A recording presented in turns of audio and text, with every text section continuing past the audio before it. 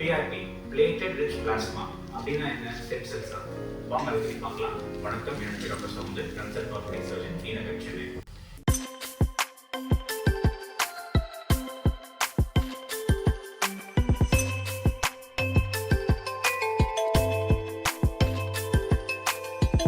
இப்போ PRP அது சமீப காலத்தில், அது ரீசெண்ட் டைம்ஸில் ரொம்ப நிறைய பேர் அதை எடுத்துக்காங்க.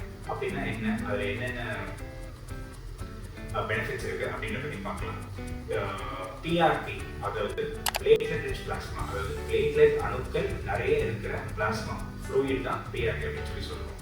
இப்போ உடம்புல காயப்பட்டுருச்சு, எங்கேயாவது ஒரு கட்டிஞ்சு ஆயிடுச்சு அப்படின்னா நம்ம ரத்த அணுக்கள்ல இருக்கிற அந்த பிளேட்லெட்ஸ் தான் போய் நம்ம போய் உட்காந்து அந்த புண்ணை ஆடுறதுக்கும் சரி, பிளட்டு கசியறதுக்கும் சரி, அதை ஸ்டாப் பண்ணுறதுக்கு உதவுது. ஸோ அதை பேஸ் பண்ணி உருவாக்குனது தான் இந்த பிஆர்பி.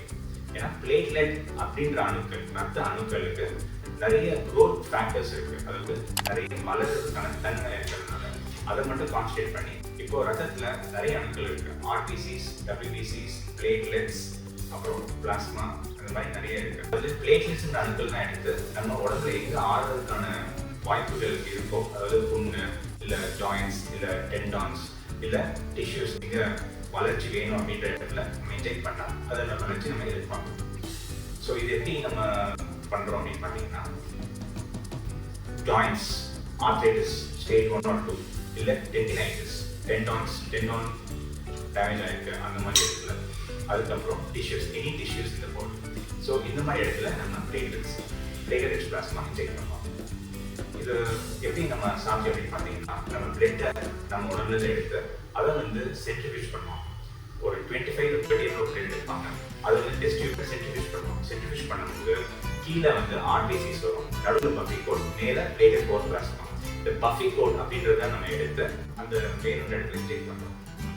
இதுலேயே பார்த்தீங்கன்னா சிங்கிள் ஸ்பின், டபுள் ஸ்பின் அப்படின்னு சொல்லி 2 மெத்தட் இருக்கு. யூஸ்வலாக யூஸ் பண்ணுறது டபுள் ஸ்பின் மெத்தட்.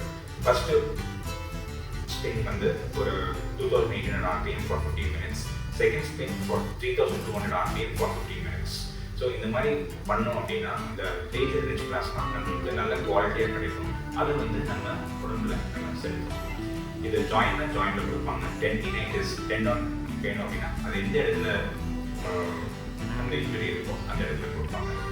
இது நம்ம பண்ணதுக்கு அப்புறமேட்டு உடனே ஆஃபீஸ் போக முடியுமா, உடனே ரெக்கவர் ஆக முடியுமா அப்படின்னா உடனே நீங்கள் ஆஃபீஸ் போகலாம். அது எந்த ரெஸ்ட்ரிக்ஷன் இல்லை, ரெஸ்ட் எடுக்கணும் அவசியம் இல்லை. ரெண்டாவது, இது சைட் எஃபெக்ட் எதுவும் இருக்கா டாக்டர் அப்படின்னா இதில் சைட் எஃபெக்ட்ஸ் எதுவும் கிடையாது. ஏன்னா நம்ம உடம்பு அணுக்களே எடுத்து கொடுக்குறதுனால இதில் சைட் எஃபெக்ட்ஸ் எதுவும் கிடையாது. இது எத்தனை வாட்டி பண்ணணும் அப்படின்னு பார்த்தீங்கன்னா ஒவ்வொரு காயத்துக்கும் ஒவ்வொரு மாதிரி இருக்கும்.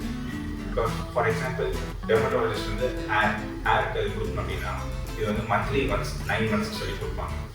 அதே மாதிரி ஆர்த்தோபெடிக் இன்டர்வென்ஷன்ஸ் பார்த்தீங்கன்னா நம்மளுக்கு ஒரு வாரம் இன்டர்வெல்ல ஒரு 2 வாட்டி கொடுத்து ஒரு மாதத்துக்கு அப்புறமேட்டு நம்மளுக்கு அதுலேருந்து நல்ல பெனிஃபிட் கிடைக்கும்.